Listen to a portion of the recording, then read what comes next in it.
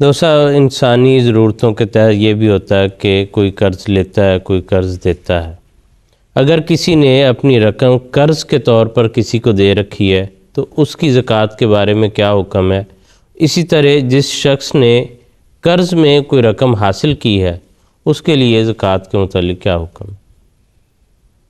بنیادی طور پہ تو اموال کے لیے یہی ہے کہ وہ معاشرے میں چکر لگاتے رہیں، ایک جگہ پہ بڑے منجمد نہ ہو جائیں، اور اسی لیے حضور صلی اللہ علیہ وسلم نے یہی بتایا کہ امیروں سے لے کے غریبوں کو یہ اموال دو، تاکہ جو اموال ہیں وہ ساری قوم کے اندر موجود رہیں اور ان سے جو قوم ہے بحیثیت قوم ان سے فائدہ حاصل کرتی رہے۔ ایک شخص اس کے پاس دولت ہے، وہ صاحب نصاب ہے،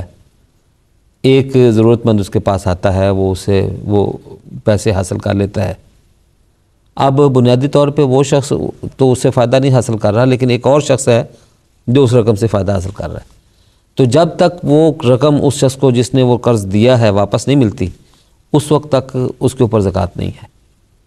اس لیے کہ وہ رقم جو ہے وہ اس کے گھر میں بند پڑی نہیں ہوئی یا اس کے اکاؤنٹ میں نہیں پڑی ہوئی، اس سے قوم کا، معاشرے کا ایک فرد باقاعدہ طور پہ فائدہ حاصل کر رہا ہے، اور یہی اصل مقصد ہے۔ جبکہ وہ شخص جس نے قرضہ لیا ہے، اب اس کی یہ کیفیت دیکھنی چاہیے کہ کیا وہ اس قرضہ حاصل کرنے کے بعد وہ صاحب نصاب ہو جاتا ہے، یعنی جو اس کے اموال ہیں اور جو اس نے قرضے دینے ہیں،